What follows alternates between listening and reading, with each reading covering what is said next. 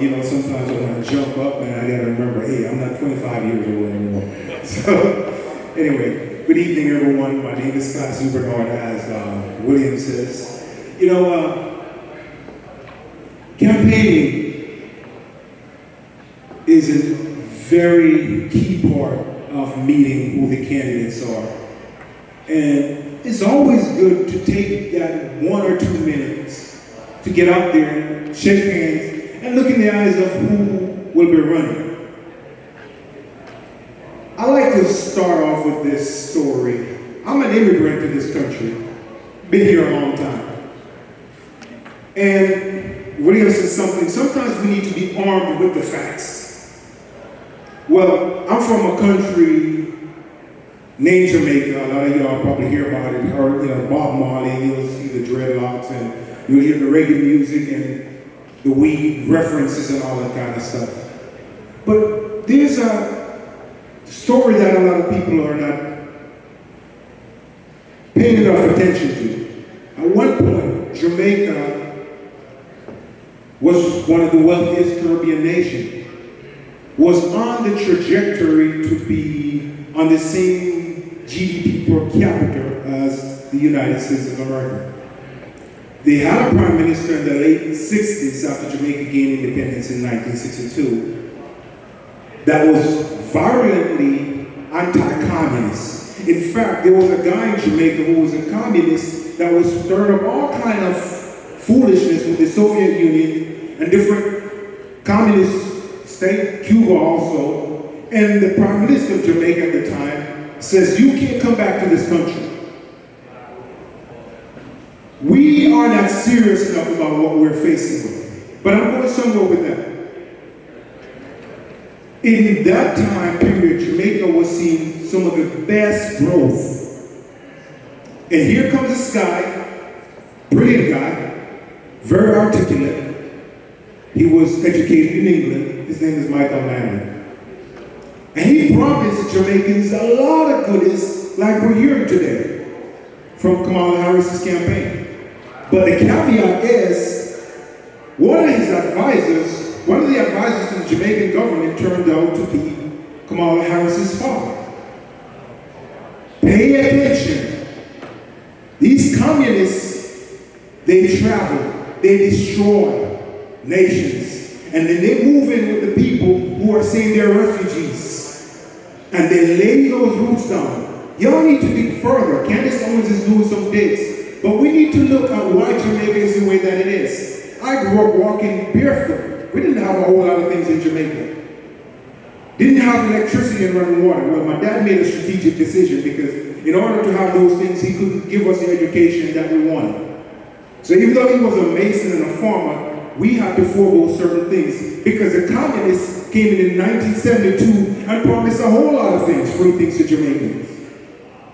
And that's coming after one of the most prosperous periods in the country's history. Cautionary tale. Donald Trump was there until 2020. America was doing well again. Economically, they were stable. We were stable as a country. And on the back of that, a socialist could come in and say, oh, we're going to give you this. We're going to control prices. My dad was a farmer too. He had cows. Well, the prime minister was saying, hey, people with more than 2 cows, we'll take 1 cow from these farmers and redistribute the cows. Go on by a rope, because when I get elected, you will have a cow for yourself. Every man will have a cow. These things are nothing new. We need to pay attention. The woman who is prosecuting President Trump, Chucky, is from a family of communists. Radical. The Socialist Party in Jamaica, as they're known, the Socialist Party, kicked out her family members because they thought they were too radical. These are the people we have embraced and put into our American government. Wake up, America. Wake up. You know, there's a headline that says, is it time to torch the Constitution? And the subheading said, some scholars say it is to blame for political dysfunction and that we must start over, by a guy named Louisiana. This is America. We tried communism initially in 1620s. It led to mass starvation. Why are we playing with civilization destroyer? We need to wake up. The biggest threat we're facing, the reason why I'm standing here is because those communists destroyed the island of my birth. There's a guy who spoke 4 years ago. He was from Cuba. Maximilian, I think that's his name. And they escaped the Castro regime. And he said, where do we go, America? Where will we go? We don't have anywhere to go. If America falls, this world is in a dark place. Because what America represents is law and order. We're not just a sugar mommy or a sugar daddy. We're the stabilizer for the Western Hemisphere. And in fact, since the Monroe Doctrine, America played that role for the most part. But their forces now, their whole intention is to destroy what America represents.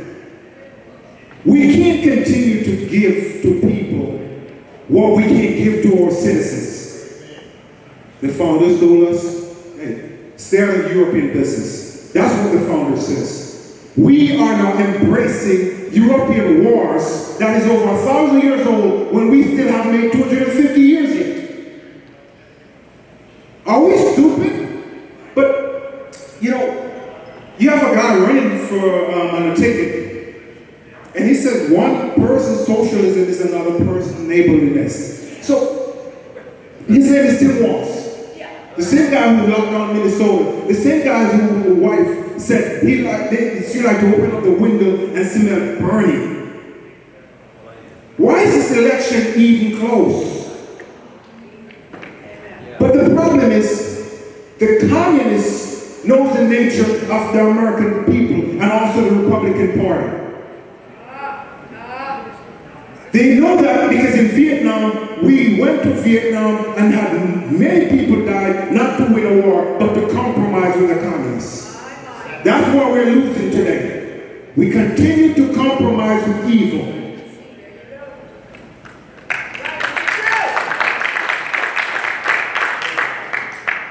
I wrote a poem probably a few years ago, and my poem was this: we rose from the pits of depravity to be a city on a hill, where freedom reigns. After years of toiling to make things right, we've raised a generation of leaders who have taken to flight from God, freedom, truth, justice.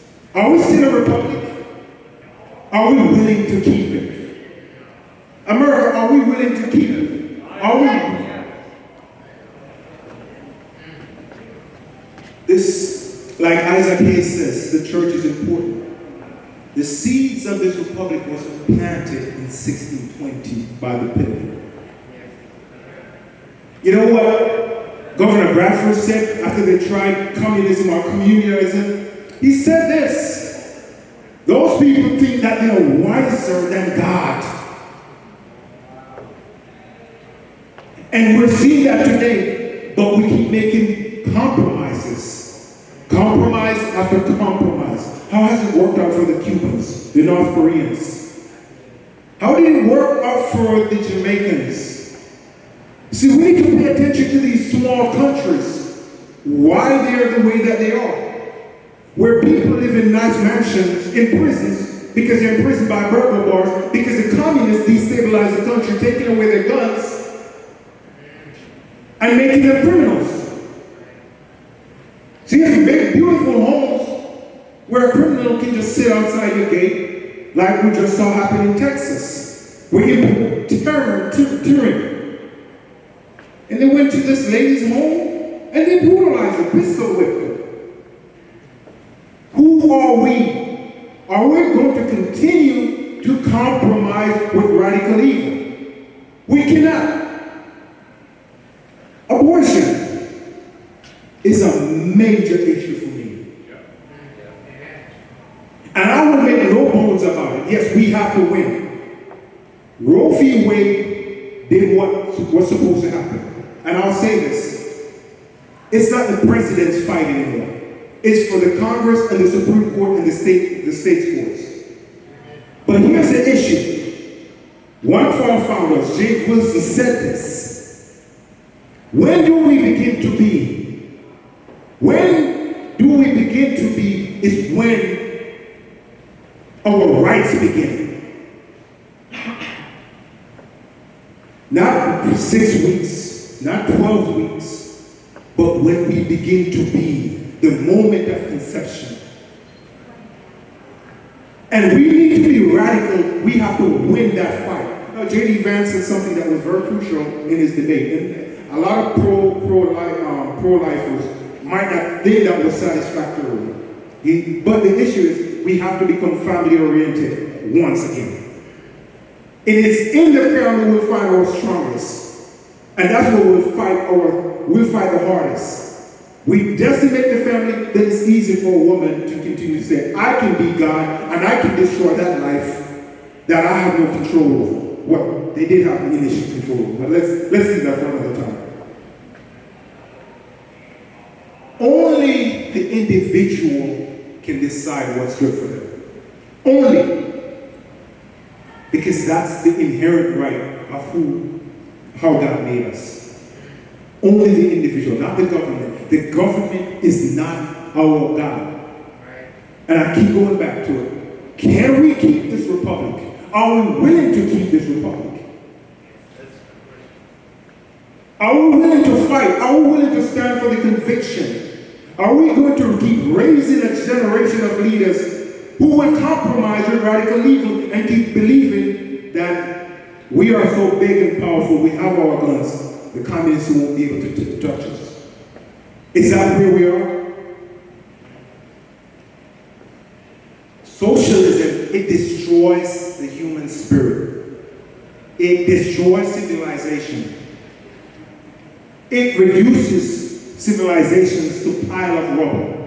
Do we want to reconstruct like the old Soviet Union, this country, after 248 years? From the rubble once more? Or are we going to stand up and say, you know what? We have a republic. We are not a democracy. And I like what Ben Franklin says. He says, democracy is 2 wolves and a sheep deciding what's for dinner. And liberty is the sheep arming themselves against the tyranny of those wolves. That's what we need today. We are negotiating with wolves, and we are actually not arming ourselves with the right information and the right tools to fight this battle. I was looking for the picture of President Trump that when he got shot in Butler. He got shot because he's speaking the truth. The number one thing they want to take away from us is our ability to express who we are. Who are we, America? Where will we go from here? Are we about to allow the communists to take control of this country? Yes, our fight is against communism. You know, one of the terms that conservatives like to poke holes and laugh about is it's a term that we don't pay close attention to. Or the phrase, what can be unburdened by what has been done? Think about that term. That's communism. What can be unburdened by what has been done?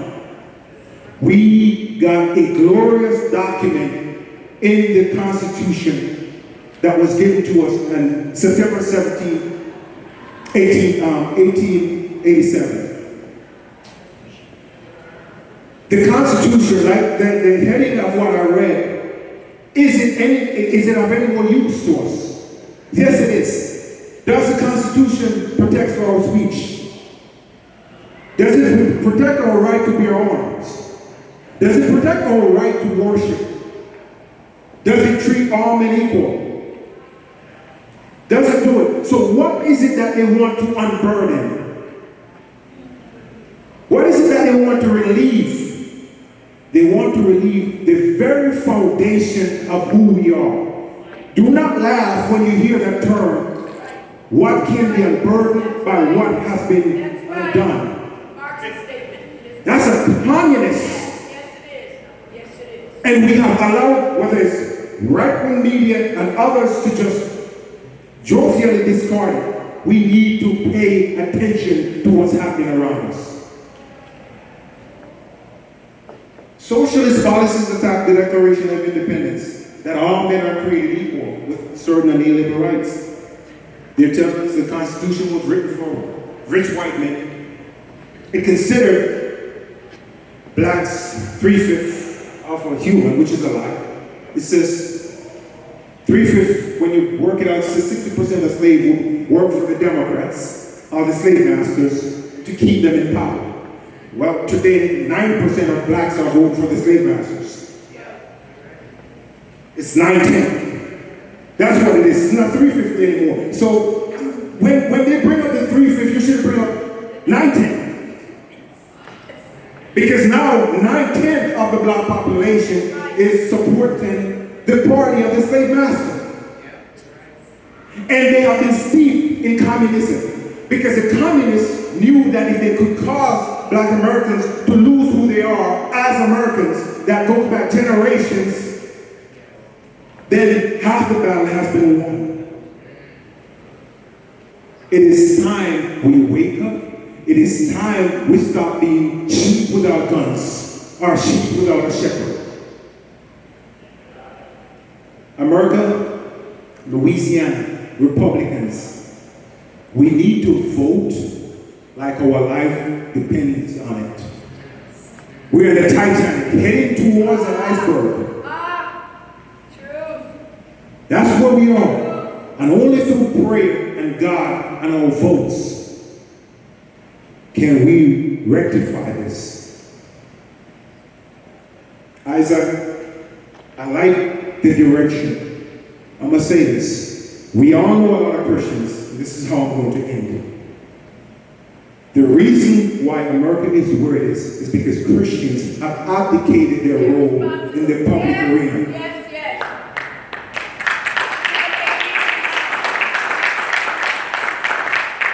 The communists would have no teeth.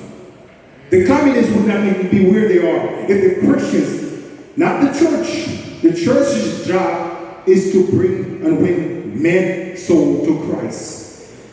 But the Christians are supposed to play for godly men in government and position of power. Not just pray, we're supposed to exercise our votes.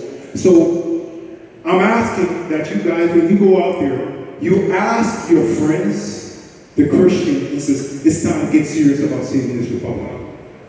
Thank you.